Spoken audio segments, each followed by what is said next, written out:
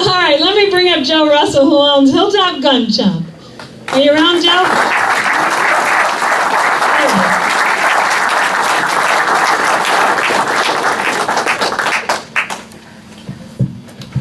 Thank you, young lady. Oh, young lady. And I'm not going to fall into that unsafe act thing because for about the past year and a half I've been calling it the dumb act. And that rhymes with the guy that came up with it. If you don't know me, I'm Joe Russell. I own Hilltop Hunting in Canton, New York, Morley actually. And I'm a gunsmith and a gun dealer and have been for almost 34 years. I have no axe to grind. I'm at the apex of my career.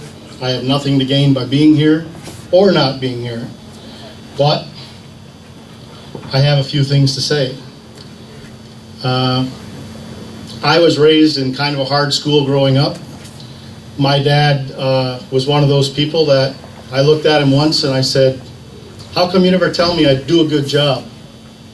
And he looked at me like he was surprised. And he said, "Because a good job's expected."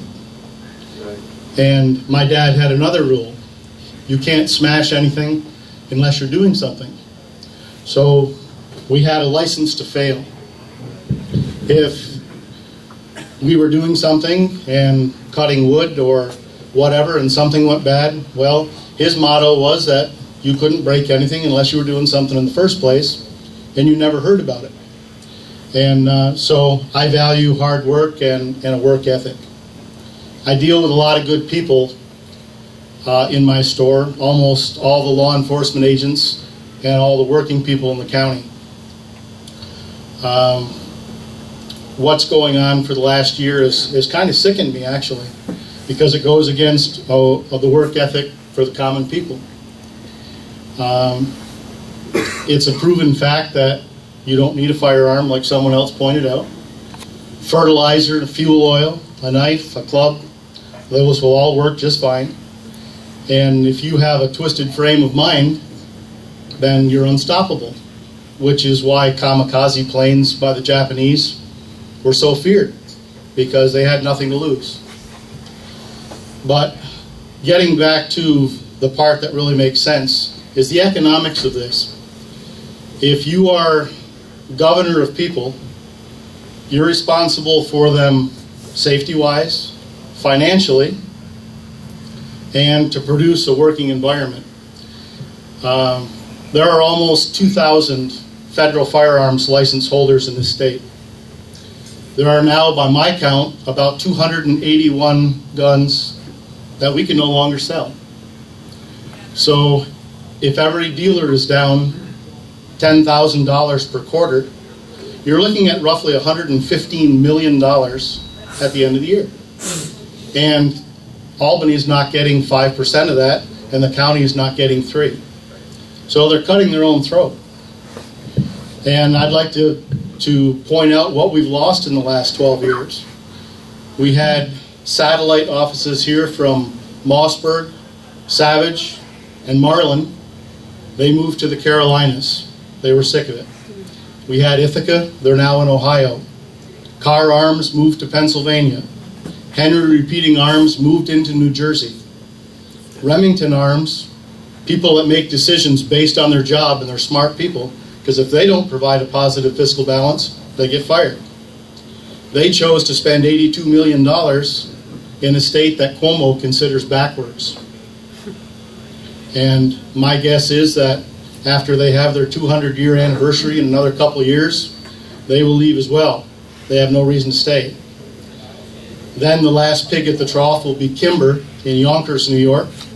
And they're not going to want to be the last ones getting beat on, so my guess is, unless something drastically changes, you will see them leave as well. I have an interesting story that happened in my store about 2 years ago, and I wished I'd had this on tape because it's something I never saw before. I had a young guy come in the store. He was about 28 years old, tall, blonde, good-looking kid. And he walked in, and I had a bunch of customers, and he said to me, "Do you have a shooting range?"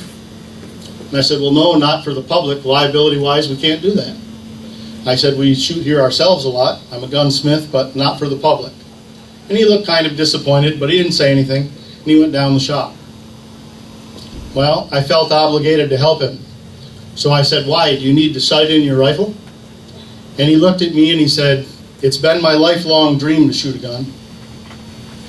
I said, "Really?" I said, "Where are you from?" He said, "I'm from Germany. I'm working on a ship coming up through the locks." And I said to him, "You've never fired a gun in your life?" He said, "I was allowed to touch one once, but I've never fired a firearm." And I said, "Well, you let me see some viable ID and clear the crowd out of here, we'll go shoot a gun." So we went out back and we shot a couple guns, and I set him up for a round of trap at one of the local gun clubs, and you'd have thought I gave him the world. It was only 5 days later, I had a young guy come in from Australia. That told me what it was like to have all the guns that had been in his family for 100 years cut up in front of him, and then they handed him a slip stating that he was now legal. It wasn't 5 days later, I had a couple come in from the UK, and they told me what it was like to be robbed at knife point in your own home 3 times in 1 year.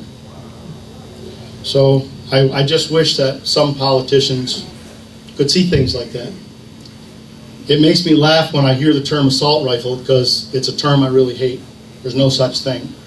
If I stab somebody with a pen, it's an assault pen. If I don't use it for poor purposes, it's a rifle. A lot of the politicians are under the impression that people shouldn't have superior firepower to the military or law enforcement. Back when we started, we did. The oppressors had muskets, and the average guy spent $1 more and got a rifle.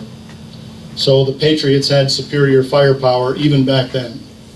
And that's why we have a free country today. The other thing I would like to say is that don't give up on this. Basically, anybody that's right is unstoppable. And this shouldn't go away. I've been pretty vocal about Andrew Cuomo in the last year, which is why I got a call from the Capitol buildings about 3 weeks ago. Basically, a shut the hell up call, asking me if I had any further questions about the SAFE Act. And I assured them that I had many questions, and the conversation went downhill from there. And as you can see, I was deeply intimidated.